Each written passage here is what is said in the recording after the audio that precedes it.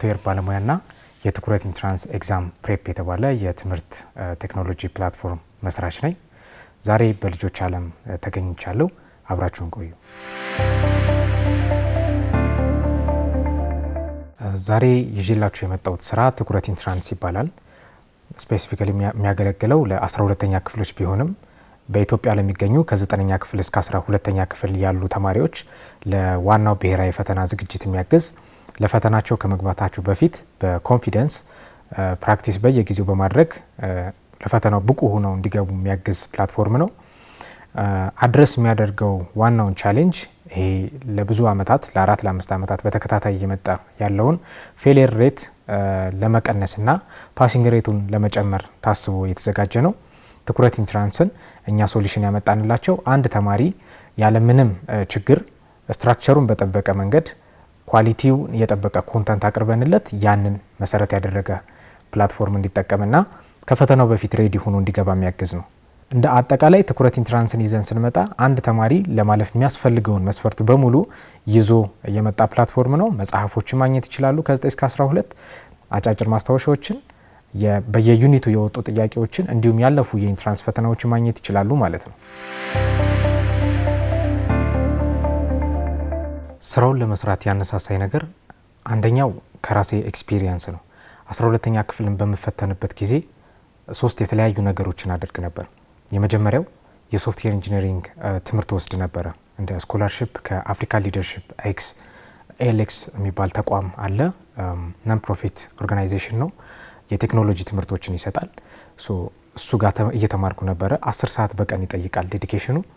ከዛ በተጨማሪ ደግሞ ኢንተርንሺፕ ከትምህርት ሰዓት ውጪ ኢንተርንሺፕ የተለያዩ ድርጅቶች ላይ ሞክር ነበረ የስራ ልምድ ለማግኘት። በሶስተኛ ደረጃ ደግሞ የ12ኛ ክፍል ራሱን የቻለ ትልቅ ጊዜና ማስተዋል የሚጠይቅ ዝግጅት ነው። ስለዚህ ሶስቱን ነገሮች በአንድ ላይ ማኔጅ አድርጋለሁ ስል ፈተናውን ለማለፍ አልቻልኩም ማለት ነው። ስለዚህ ትኩረት ኢንትራንስን የሰራውበት ምክንያት ከራሴ ኤክስፒሪየንስ በመነሳት አቅሙ ስለሌለኝ ሳይሆን ይህንን ፕላትፎርም በምሰራበት ጊዜ ምንድነው ሀሳቤን ሰብስቤ ስላልነበረ ስሙን ምን አልኩት? ትኩረት ኢንትራንስ አልኩት ማለት ነው። ስለዚህ የአቅም ማነስ ወይንም ደግሞ የማንበብ አለመቻል ሳይሆን በሰዓቱ የነበረኝ ሀሳብ ተበታትኖ ስለነበረ የተለያዩ ቦታዎች ላይ ለማለፍ አልቻልኩም። ስለዚህ ያነሳሳይ ነገር ሶፍትዌር ኢንጂነሪንግ ሰርቼ ስራን በምሰራበት ወቅት አፕሊኬሽኖችን ፕላትፎርሞችን ለመስራት ሳስብ ከራሴ ኤክስፒሪየንስ ለምን አልነሳም የሚለውን ነገር ሳስብ ከዛም በኋላ ትኩረት ኢንትራንስ መስራት ቻልኩኝ። ለዛ ነው ትኩረት የሚለው አንድ 12ኛ ክፍል ተማሪ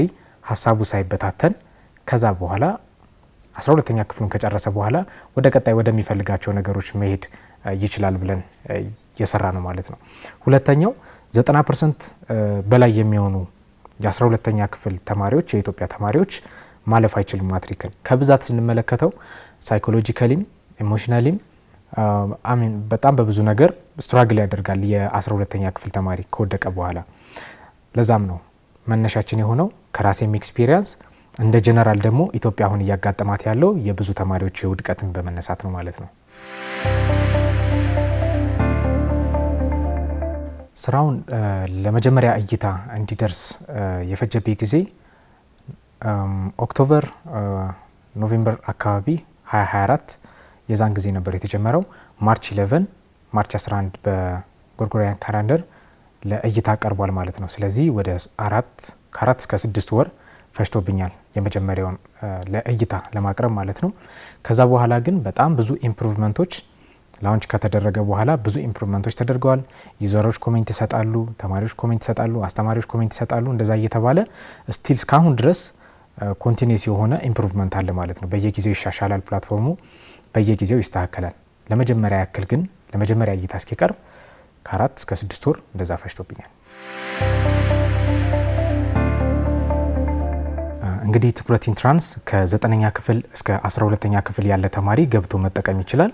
ነገር ግን ስፔሲፊካሊ የሚያግዛቸው በደንብ በአጭር ጊዜ ውስጥ እንዲዘጋጁ የሚያግዛቸው ደግሞ ለ12ኛ ክፍሎች ስለሆነ ፈተናውም የደረሰባቸው ለነሱ ስለሆነ እንዴት ነው መጠቀም የሚቻለው፣ እንዴትስ ነው አክሰስ ማድረግ የምንችለው የሚለውን ነገር ለመጠቀም አንድ ተማሪ የክሮም ዲፎልት ብራውዘርን ቢጠቀም እንመክራለን። ከዛ በኋላ ትኩረት ኢንትራንስ ብሎ ሰርች ያደርጋል።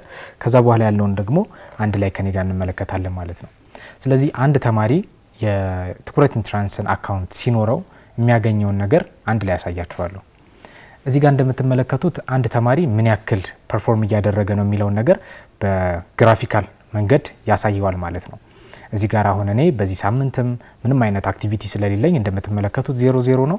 የእናንተ ግን በምታሳዩት ጥያቄዎችን በምትመልሱበት ጊዜ ፕሮግረስ በምታሳዩበት ጊዜ እዚህ ጋር ያሳያችኋል። በጣም ጥሩ ነገሩ ትኩረት ኢንትራንስ ምንድነው ስትሬንግዝ እና ዊክነሳችሁን በደንብ ያሳያችኋል። ጥንካሬያችሁ በዚህ በኩል ነው። ከዛ ደግሞ ኤሪያ ፎር ኢምፕሩቭመንት የሚባሉ ደግሞ ማስተካከል ያለባችሁ ይሄ ነው ይላችኋል። ስለዚህ ፈተናውን ከመግባታችሁ በፊት ምን ያደርጋችኋል ማለት ነው ድካምና ጥንካሬያችሁን ለይታችሁ በኮንፊደንስ መግባት ትችላላችሁ ማለት ነው። ስለዚህ ይሄ ያለውን አናሊቲክስ ያሳያችኋል ማለት ነው። እዚህ ጋር ለርኒንግ ፓዝ የሚባለው ከረንትሊ የግሬድ 9 ስታርተር ፓዝ ክሬት አድርገናል። በዴይሊ ቻሌንጆችን አዘጋጅተናል። እነዛን ዴይሊ ቻሌንጆች እየሰራን በዊክሊ ፕላን ፎሎ እያደረግን ውስጥ ያሉትን ነገሮች አኮምፕሊሽ እያደረግን ከሌሎች ተማሪዎች ጋር ኮምፒት እያደረግን እንሰራለን ማለት ነው። ስተዲ ፕላን የሚባለው አንድ ተማሪ በወረቀት ላይ ለጥፎ ሰኞ ይሄንን ለዚህን ያክል ደቂቃ ለዚህን ያክል ሰዓት መስራት እፈልጋለሁ ብሎ ወረቀት ላይ እንደሚለጥፈው በተመሳሳይ ስተዲ ፕላነር የሚያግዘውም እንደዛው ነው። ለምሳሌ ክሬት ጎል ማለት ይፈልጋል። የጥናት እቅድ ለማውጣት ከፈለገ ለዛ ሰብጀክት ይመርጣል። ለምሳሌ ሰብጀክቱ ምንድነው ፊዚክስ ቶፒክ የፈለጋችሁትን ቶፒክ መምረጥ ትችላላችሁ። ኤሌክትሮማግኔቲዝም ከኤሌክትሮማግኔቲዝም ውስጥ ሰብቶፒክ ካለ ሰብቶፒክ ትመርጣላችሁ። ዘን ስፔሲፊክ ቲንግ አቺቭ ማድረግ የፈለጋችሁን ነገር ደግሞ እዚህ ጋር ትጽፋላችሁ። አይ ዋንት ቱ ማስተር ፎር ኤግዛምፕል ማግኔቲክ ፊልድስ ኤንድ ኤሌክትሮማግኔቲዝም ብላችሁ ትጽፋላችሁ። እዚህ ውስጥ ደግሞ ዲስክሪፕሽኑ ደግሞ ስፔሲፊክሊ ምን አቺቭ ማድረግ እንደፈለጋችሁ በዲስክሪፕሽን ታስቀምጣላችሁ ማለት ነው። ሌሰን ከቨር ማድረግ ነው፣ ጥያቄዎችን መስራት ነው፣ የትኛውን ነው የሚለውን ነገር በደንብ እዚህ ጋር ታስቀምጣላችሁ። ሰዓት ትሰጡታላችሁ። ታርጌት አወር ለዚህ የጥናት እቅድ ለምሳሌ ምን ያህል ሰዓት ትሰጡታላችሁ? እኔ 10 ሰዓት ሰጠዋለሁ። ዊክሊ ፕራዮሪቲው ምንድነው? ምን ያህል አስፈላጊ ነው? ከሌሎች ሰብጀክቶች አንጻር ምን ያህል ፕራዮሪቲ ትሰጡታላችሁ ነው። እኔ ሚዲየም ሰጠዋለሁኝ። እንደምትመለከቱት ዴድላይን እስከ መቼ ነው? እስከ ኔክስት ዊክ ወይም ደግሞ እስከ ኔክስት ዊክ ብዬ እዚህ ጋር ሴት አደርጋለሁ። የጥናት እቅዴን ክሬት አደርጋለሁ ማለት ነው። እንደምትመለከቱት አሁን ስንት ጎል አለኝ? ቅድም 40 ነበር፣ 41 ሆኗል። እንደምትመለከቱት እዚህ ጋር ወዲያው ነው ሪፍሌክት የሚያደርግላችሁ። አሁን ክሬት ያደረግናትን ነገር ኮንፊርም ለማድረግ አይ ዋንት ቱ ማስተር ማግኔቲክ ፊልድስ ኢን ኤሌክትሮማግኔቲዝም ሚዲየም ነው። ከረንትሊ አክቲቭ ነው ጎላችን። ሰብጀክቱ ምንድነው? ፊዚክስ። ምንድነው ቶፒኩ? ኤሌክትሮማግኔቲዝም። ሰብ ቶፒኩ ምንድነው? ማግኔቲክ ፊልድስ። እዚህ ውስጥ ስፔሲፊክሊ አቺቭ ማድረግ የፈለግነው ነገር እዚህ ጋር ጽፈናል። ስንት ሰዓት ነው ቅድም የሰጠነው ካስታወሳችሁ? 10 ሰዓት። እስከ መቼ ነው? እስከ ኔክስት ቱ ዊክ። ፕላኑ ምንድነው? ዊክሊ። ስለዚህ ይሄንን አይተን መጨረሻ ላይ ልክ ስንጨርስ ማርክ ኮምፕሊት እንላለን። ማርክ ኮምፕሊት እንዳልነው 40 ጎል ነው የቀረን። በአጠቃላይ ፕላን ያደረኩት ስንት ሰዓት ነው? 613 ሰዓት። 246 ሰዓቱን አጠናቀቅ ያለው ከ100% ሲሰራ 40%። ስለዚህ እንደምትመለከቱት አንድ ተማሪ ማንበብ ብቻ ሳይሆን የጥናት እቅዱን ተከትሎ በሚሰራበት ጊዜ ለማለፍ ያለውን ፕሮባቢሊቲ ይጨምርለታል ማለት ነው።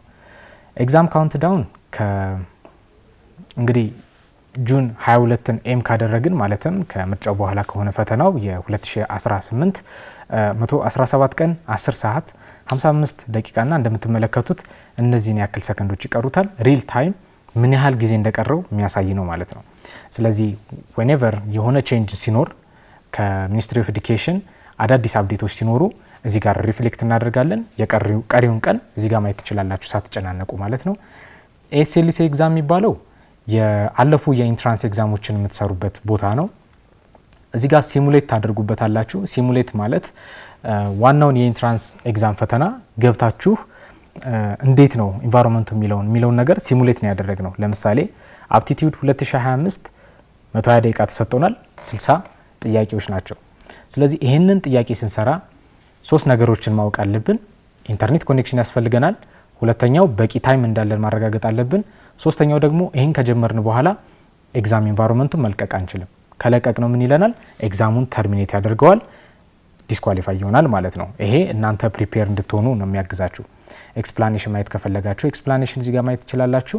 እኔ ራፍሊ ያሳያችሁና የተዘጋጀ ቪዲዮ ስላለ ዩቲዩብ ላይ ማግኘት ትችላላችሁ ፎር ዲቴል። ስለዚህ እዚህ ጋር እንደዚህ እየመረጣችሁ ትሄዳላችሁ። ሰሚት አንሰር ትሉታላችሁ። ትክክለኛ አንሰር ከሆነ እዚሽ ጋር ኮንፌቲውን እንደምትመለከቱት ሴሌብሬሽን ያሳያችኋል።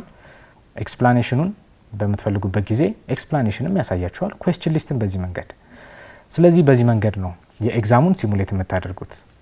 ቻፕተር ቤዝድ የሚባለው ደግሞ ለምሳሌ የባዮሎጂ 2017 100 ጥያቄ ያለው እንደምትመለከቱት 2017 2016 2015 አለ። ለጊዜው 2017ን ብንመለከት 100ውን ጥያቄ ምን አደረግ ነው በየቻፕተሩ ስንት ጥያቄ መጥቷል የሚለውን ነገር መርጅ አደረግ ነው። ለዛ አሁን ለምሳሌ ከግሬድ 9 በአጠቃላይ 13 ጥያቄ መጥቷል። ከዩኒት 1 ስንት ጥያቄ መጥቷል፣ ከዩኒት 2 ስንት ጥያቄ መጥቷል፣ ከዩኒት 3 ስንት ጥያቄ መጥቷል የሚለውን ነገር ዲቴል ማየት ትችላላችሁ ማለት ነው። ሶ ዩኒት 1ን ብቻ ከሆነ ፕራክቲስ ማድረግ የፈለጋችሁት ዩኒት 1ን ጠቅ ታደርጉና ስታርት ኤግዛም እዛ በኋላ ስታርት እንለዋለን። በተመሳሳይ ግሬድ 9 ዩኒት 1 አንድ ጥያቄ ስላለ እዚህ ጋር ኮምፕሊሽን እናደርጋለን ማለት ነው። ስለዚህ ቻፕተር ቤዝድም ጥያቄና መልሱ በተመሳሳይ በቅድም ባያችሁት ኢንተርፌስ ነው የሚሆነው። ፕራክቲስ ዞን የሚባለው ደግሞ እዚህ ጋር ትልቅ ምስጋናም ላቀርብ የምፈልገው ለሐዲስ ዓለማየሁ ቦርዲንግ ስኩል ደብረ ማርቆስ የሚገኝ አዳሪ ትምህርት ቤት ነው። እነሱ ናቸው የ50 ጥያቄ ከየአንዳንዱ ዩኒት ያወጣ ነው ማለት ነው። ጥያቄዎቹ ባወጣጣቸው ጠጣርና አንድን ተማሪ ቻሌንጅ ሊያደርጉ ይችላሉ ተብለው የወጡ ጥያቄዎች ስለሆኑ 50 ጥያቄ ከናቹራልም ከሶሻልም አውጥተናል ማለት ነው። ናቹራል ላይ በጣም ብዙ ታገኛላችሁ፣ ሶሻልም እየተጠናከርን እንገኛለን። እዚህ 50 ጥያቄዎችን እዚህ ጋር ማግኘት ትችላላችሁ ማለት ነው። ስተዲ ኖት ኤንድ ጋይድስ ደግሞ የአጫጭር ማስታወሻዎችን የምታገኙበት ቦታ ነው። ለምሳሌ ከሶሻል ሳይንስ ጂኦግራፊን ብንመለከት ቴብል ኦፍ ኮንተንት ይሰጠናል። ከዛም በኋላ ዳርክ ሞድ ሲሆን እንደምትመለከቱት በዚህ ማየት ትችላላችሁ። ቀን ሲሆን ደግሞ እዚህ ጋር ኢኔብል አድርጋችሁ መመልከት ትችላላችሁ ማለት ነው። ኤንድ ሂር ኢዝ ኦልሶ ኤአይ። ኤአዩ ምንድነው? ያው ጊዜው የቴክኖሎጂ የአርቲፊሻል ኢንተለጀንስ ስለሆነ ያልገባችሁ ምንም አይነት ጥያቄ ካለ እዚህ ጋር መጣችሁ። ትኩረት ኤአይ ትባላለች። በትኩረት በእኛ ቲም ነው የተሰራችው። አሁን ለምሳሌ ሄሎ ትሉታላችሁ።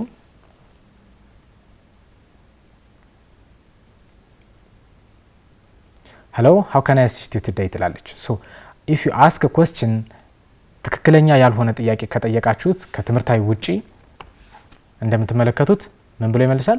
አይ ዶንት ኖ ይላል። ይሄ ጥያቄ ግን ስለ ትምህርታዊ ነገር ከሆነ ደግሞ ኢላቦሬት አድርጋ በደንብ ታስረዳናለች። አይ ዋንት ቱ ኖ ሞር አባውት ካልኩለስ ብለን ደግሞ ስንጠይቃት እንደምትመለከቱት ካልኩለስ ኢዝ ኤ ብራንች ኦፍ ማቴማቲክስ ዛት ዲልስ ዊዝ ብሎ ይቀጥላል ማለት ነው። ስለዚህ ትኩረት ኤአይ እችንም ዴቨሎፕ የተደረገችው እዚሁ ትኩረት ኢንትራንስ ውስጥ ነው። ተማሪው ሀሳቤ ምንድነው ወደ ሌላ ቦታ ሳይበታተን እዚሁ ያለውን ነገር ጨርሶ እንዲያልፍ ለማድረግ ነው ማለት ነው።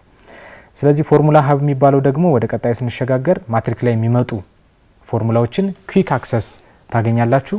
ከማቴማቲክስ፣ ፊዚክስ እንዲሁም ደግሞ ከሶሻል ኢኮኖሚክስ እንዲሁም ደግሞ ሌሎችን እየጨመር እንገኛለን። ማትሪክ ላይ ሊመጡ የሚችሉ ፎርሙላዎችን ማግኘት ትችላላችሁ ማለት ነው። እንግዲህ ትኩረት ኢንትራንስ ይሄንን ይመስላል። መጽሐፎችን ደግሞ ማግኘት የምትፈልጉ ከሆነ እዚህ ጋር ከ9 እስከ 12 የሚገኙ በኦልድም በኒው ካሪኩለምም መጽሐፎችን አግኝታችሁ ኦንላይን እዚህ ጋር ማንበብ ትችላላችሁ ማለት ነው። ቻፕተሮችን በዚህ ማየት ትችላላችሁ። የቡኩ ግልባጭ በጀርባ ምን ይመስላል የሚለውን ነገር ደግሞ እዚህ ጋር ማየት ትችላላችሁ። ፐብሊሸሩ ማን ነው፣ በየትኛው ዓመተ ምህረት ነው የተሰራ የሚለውን ነገር ማየት ትችላላችሁ። ፒዲኤፍ ሪደሩ እዚህ ጋር ታገኙታላችሁ። መጽሐፉን እዚህ ጋር ማንበብ ትችላላችሁ ማለት ነው። ለዛ ነው ትኩረት ኢንትራንስን ምን ያል ነው በአማርኛ ያልቀይረውና ለማለፍ የ12ኛ ክፍልን ፈተና ለማለፍ የማትሪክ ፈተና ለማለፍ ሁሉንም በአንድ ስፍራ ይዘን የተገኘ ነው ማለት ነው። ከ9ኛ ክፍል እስከ 12ኛ ክፍል ሙሉ የትምህርት ሽፋን አለው። የቀድሞ ዓመታት የመግቢያ ፈተናዎች አሉት። የጥናት ማስታወሻና ፎርሙላዎች ታገኛላችሁ። በየምዕራፉ የተውጣጡ መደበኛ የሙከራ ፈተናዎች አሉ። የአርቲፊሻል ኢንተለጀንስ ድጋፍ ያለው መማሪያ አለ። ያላችሁበትን ሂደት በአግባቡ መከታተያና የጥናት እቅድ ማውጫ መጀመሪያ ላይ ዳሽቦርድ ኦቨርቪው ብዬ ስትሬንግዝ እና ዊክነስ ያሳያችኋል ያልኳችሁ ነው። ትኩረት ኢንትራንስ አንድ ተማሪ ሲገባ የሚያገኘው ዲሞንስትሬሽን ይህንን ይመስላል ማለት ነው። እንግዲህ ትኩረት ኢንትራንስን ለመስራት ምን አይነት እውቀቶችን አግኝቻለሁ ከዚህ በፊት ለሚለው ጥያቄ በመጀመሪያ የሶፍትዌር ኢንጂነሪንግ ትምህርት መጨረሴ በጣም አግዞኛል። የሶፍትዌር ኢንጂነሪንግ ትምህርትን ለመጨረስ አንድ ተማሪ ከ12ኛ ክፍል በፊት ባይጀምር ጥሩ ነው። ለምን የራሱ የሆነ ዴዲኬሽን እና የራሱ የሆነ ታይም ስለሚያስፈልገው እስከ 12ኛ ክፍል ማንንም ተማሪ ሪከመንድ አላደርግም። እንደ ሆቢ ወይም እንደ ትርፍ ጊዜ ቼክ ለማድረግ ካልሆነ በሲሪየስ ወስዳችሁ የምትወስዱት ከሆነ አንደኛ አክሰፕትም ላያደርገው ይችላል ጭንቅላታችሁ። በዛው ልክ ደግሞ ከ12ኛ ክፍል በኋላ ቢሆን ምርጫችሁን ወደዛ ብታደርጉ እኔ የሰራሁትን አይነት ፕላትፎርም ለመስራት ትችላላችሁ ማለት ነው። ስለዚህ ይሄን ፕላትፎርም የሰራሁትኝ የሶፍትዌር ኢንጂነሪንግ ባክግራውንድ ስላለኝ ነው። በዛ ውስጥ ፕሮግራሚንግ፣ ዌብ ዴቨሎፕመንት፣ ዳታቤዝ አድሚኒስትሬሽን እንዲሁም ሳይበር ሴኩሪቲ የሚባሉ ትምህርቶችን ከዚህ በፊት ወስጃለሁ። በእነዚህ ሙያዎችን ሰርቻለሁ። ለዛም ትኩረት ኢንትራንስን በመሰራበት ወቅት ይሄንን ስኪል አፕላይ ስላደረግኩበት አልከበደኝም ማለት ነው። ስለዚህ የተጠቀምኳቸውና የነበረኝ ኤክስፒሪየንስ በእነዚህ ሙያዎች ነበር ማለት ነው። ፕላትፎርሙን ለመስራት ያጋጠሙኝ ችግሮች ለማንሳት ያክል በቴክኒካል ሳይድ ያን ያክል የተቸገርንበት ነገር የለም ፕላትፎርሙን ዴቨሎፕ ስናደርግ። ነገር ግን ከፋይናንሻል አንጻር ከተማሪው ደግሞ የእምነት መገንባት አንጻር እንደ አዲስ ፕላትፎርም እንደ አዲስ ሀገር በቀል ፕላትፎርም ስንሰራ በኢትዮጵያ ቢልድ የተደረገ ነው ሲባል በተማሪዎች ያለ እምነት ተቀባይነቱ በጣም ቻሌንጅ እያደረገን ነበረ። በሁለተኛ ደረጃ እንዳልኩት የፋይናንስ ችግር ነበር። ይሄ የፋይናንስ ችግር አስተማሪዎችን ቀጥሮ ለማሰራት እንዲሁም የተለያዩ ማርኬቲንግ ኦፕሬሽኖችን ለመስራት ለተማሪው ለማዳረስ የሚፈልግ የፋይናንሻል ስትራግል ነበረ። ስቲል አሁንም ያለ ነገር ነው። በእነሱ ተቸግረናል። ሌላ ብዙ የተቸገርንበት ነገር የለም። ተቀባይነት ላይ ለመድረስ ሰዎች ጋር ለመድረስ ነው እስካሁን እንግዲህ እየሞከርን ያለ ነው። እዚህም ፕሮግራም ላይ እየተገኘ ነው። ይህንን ይመስላል። እሺ ፕላትፎርሙን እንግዲህ እስካሁን የተመለከትነውን ለተማሪው ለማዳረስ በማህበራዊ ሚዲያ በዩቲዩብ፣ በቲክቶክ እንዲሁም በቴሌግራም ስናስተላልፍ ቆይተናል። በተጨማሪ ደግሞ በየትምህርት ቤቶች እየዞርን በአማራ ክልል፣ በኦሮሚያ ክልልም በሐረርጌም እንደዚህ እየዞርን አድርገናል። ደብረ ብርሃን፣ ደብረ ማርቆስ፣ ባህር ዳር፣ ድሬዳዋ፣ ሐረሪ፣ ሐዋሳ እንዲሁም ደግሞ ሲዳማ ክልል ላይ እንዲሁም አዲስ አበባ ትምህርት ቤቶች የሚገኙ ትምህርት ቤቶች ጋር እየሄድን ዶር ቱ ዶር እያስተዋወቅን ቆይተናል ማለት ነው።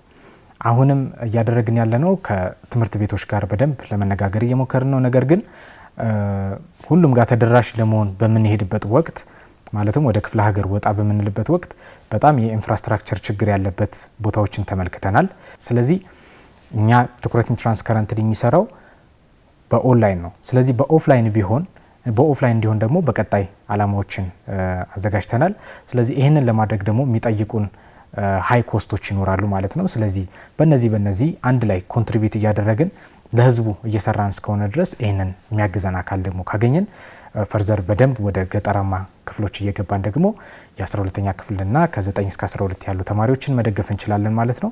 እስካሁን ስንጠቀሙ የነበሩት ማዳረሻ መንገዶች እነዚህ ነበሩ ማለት ነው። ኦኬ እስካሁን ተማሪው የሰጠን ፊድባክ ከጠበቅነው በላይ በሲስተም ደረጃ ለነሱ ሙሉ ፍላጎታቸውን ያሟላ ሆኖ ተገኝቷል። ምክንያቱም ትኩረት ኢንትራንስ እዚህ ማርኬት ላይ ሲመጣ የመጀመሪያው አልነበረም። ነገር ግን ሁሉንም ያማከለ ሆኖ በማግኘታቸው በሲስተም ደረጃና ለአጠቃቀም ምቹ በመሆኑ ለአይን ለእይታ በጣም ማራኪ መሆኑና ምንም የማይሰራ ነገር መኖሩ ለተማሪዎች በጣም ደስተኛ እንዲሆኑ አድርጋቸዋል። ከሲስተም ደረጃ ምንም አይነት የተቀበልነው ኔጌቲቭ ፊድባክ የለም። ነገር ግን እንደ ቅሬታ ወይም ደግሞ ቢስተካከል ብለው ቢጨመር ብለው ያነሱልን ሀሳቦች አሉ። እነሱም የተለያዩ ጥያቄዎችን መጨመር፣ ሾርት ኖቶችን በደንብ እንድጨምሩልን እያሉ ይጠይቁን ነበረ። ከዛ ውጭ ግን የተቀበልናቸው ሀሳቦች እኛንም የሚያበረታቱ እንዲሁም ደግሞ የበለጠ እንድንሰራ የሚገፋፉ ሀሳቦች ነበር የተሰጡን። ይህንን ይመስል ነበረ። ወላጆች የሚሰጡን ፊድባክ ደግሞ እጅግ አበረታች፣ ለተማሪዎች ደግሞ ፊድባክ ሲሰጡን ተማሪዎቻችን እየተሻሻሉ ነው። ለምን ከኛም የሚያገኙት ሰፖርት ወላጆች እየደወሉ በሚጠይቁበት ጊዜ እኛም የምንከታተላቸው ዋን የምንከታተላቸው ልጆች አሉ። ለነሱም የምንሰጣቸው መልስ ጥሩ ነበር። የማይሻሻል ከሆነ ለወላጁ ይሄ ቢስተካከል የተሻለ ነው ብለን ነግረዋለን። ወላጁ መልሶ ተማሪ በሚስተካከልበት መንገድ ይነግረን ነበረ። ስለዚህ ከተማሪው ከአስተማሪው ከትምህርት ቤትም እንዲሁም ደግሞ ከወላጅም አንጻር ጥሩ ፊድባኮችና ኮሚኒኬሽኖች አሉን። እንግዲህ ይህንንም ለማስፋፋት እየሞከርን እንገኛለን ማለት ነው። ትኩረት ኢንትራንስን ለተማሪዎች ከማድረሴ በፊት መጀመሪያ ሚኒስትሪ ኦፍ ኤዱኬሽን ሄጄ ነበር። የፌዴራል ትምህርት ሚኒስቴር 4 ኪሎ ያለው እዛ ገብቶ ፕሮጀክቱ ለባለድርሻ አካላት መታየት ስላለበት ቴስት ተደረገ። ማኔጅመንት ቢሮም ሀሳብ ሰጡበት፣ ኮሜንት ሰጠውን ነበረ። መስተካከል ያለበት ነገር ምንድነው፣ በዚህ መንገድ ይስተካከል፣ በዚህ መንገድ ይስተካከል ብለው ሀሳብ ሰጠውናል። ከዛ በኋላ ያንን ሀሳብ እኔ ተቀብዬ አስተካክዬ እንደገና መልሼ ወስጄላቸው ሪኮግናይዝ አድርገው ይሄንን ሪኮግኒሽን ሰጠውናል ማለት ነው። ስለዚህ በዚህ ሪኮግኒሽን በመሰጠታችን እንደ ትልቅ ለማደግ መነሳሻ ሆኖናል ማለት ነው። ከዛም ያለፈ ደግሞ የአዲስ አበባ ትምህርት ቢሮ እንዲሁም ደግሞ የተለያዩ የክልል ቢሮዎች ቅድም ያነሷቸው ክልሎች ጋር ተቀብለናል ማለት ነው። እነሱን ዶክመንቶች ማግኘታችንም ለኛ ትልቅ ፕሮግረስ ነው ብዬ አስባለሁ። ስፔሻሊ እነዚህ ብዙ ነገሮች ስናደርግ እንደ ተቋም አሁን እያደግን ነው በሚለው ነገር ይነሳ እንጂ ትኩረት ኢንትራንስ ሲመራ የነበረው እስካሁን በእኔ ነበረ። ነገር ግን በጣም ብዙ ሰዎች እዚህ ነገር ላይ ሲያግዙ ስለቆዩ ነው እኛ እያልኩ ሳውራቸው የነበረው። ስለዚህ ይህንን ይመስላል ከባለድርሻ አካላትም ያለንና ያገኘነው እውቅናዎች ከግልም ከመንግስትም ተቋሞች ሪኮግኒሽን ያገኘ ፕሮጀክት ነው። ከባክግራውንዱ እንደምንመለከተው ዘመኑ የሚፈልገው በዚህ ሰዓት ላይ አንድ ግለሰብ በተለይ ኢትዮጵያውያን በራሳቸውን በቴክኖሎጂ ብቁ ማድረግ ይጠይቃል። ለምን ብዙ ነገሮች አሁን ዲጂታላይዝ እየሆኑ ነው። ስለዚህ እነዛን ዲጂታላይዜሽኖች የምንጠቀምባቸው ኢቲካሊ በሆነ ወይም ደግሞ ስነ ምግባር በተሞላበት መንገድ አጠቃቀሙን በጥሩ መንገድ ከተጠቀምን ዘመኑ የሚፈልገው ምንድነው? ቴክኖሎጂ ነው። ስለዚህ ይሄን ቴክኖሎጂ ያልተማረውን ህዝብ በማስተማር የተማረውን ደግሞ ብቁ አድርጎ ለሌሎች እንዲያገለግል በማድረግ ቴክኖሎጂውን ማንሰራራት፣ ለጥሩ ጥቅም መጠቀም ብዬ ሪከመንድ ወይም ሰጀስት አደርጋለሁ። እንግዲህ እኔም የኔም ቲሞች ስናደርግ የነበረው ምንድነው ይሄንን ዘመኑ የሚጠይቀውን ነገር ራሳችንን ብቁ አድርገን ከዛ በኋላ ደግሞ ብቁ ሆነን ስለ ቴክኖሎጂ አውቀን ከዛ በኋላ ደግሞ አበልጽገን ለህዝቡ ለተጠቃሚው አድርሰናል ማለት ነው። በዚህ መንገድ ላይ አብራችሁ ለነበራችሁ የግልም የመንግስትም ተቋማት እንዲሁም ደግሞ ስማችሁን ጠቅሼ ለማልጨርሰው ጓደኞቼም እንዲሁም ደግሞ ቤተሰቦቼ በጣም አድርጌ አመሰግናለሁ። እጅግ አመሰግናለሁኝ። እንደ መጨረሻ መልእክት ማስተላለፍ የምፈልገው የ12ኛ ክፍል የኢትዮጵያ ብሔራዊ ፈተና ተፈታኞች ፈተናው በጣም ተቃርቧል። ስለዚህ ይህንን የፈተና የቀረበበትን ጊዜ ሀሳባችሁን ከዚህም ከዛም ሳታደርጉ ትኩረት አድርጋችሁ ትኩረት ኢንትራንስን ተጠቀሙ። እንዲሁም ደግሞ በርትታችሁ ፈተናውን ለማለፍ በሙሉ አቅማችሁ ተጠቀሙ እላለሁ። ራሳችሁን ሁኑ። ከዛሬ ለነገ ብላችሁ የምታሳድሩት ታስክ አይኑር። ይሄንን ብታደርጉ የተሻለ ነው ብዬ አስባለሁኝ። መልካም ቆይታ ይሁንላችሁ።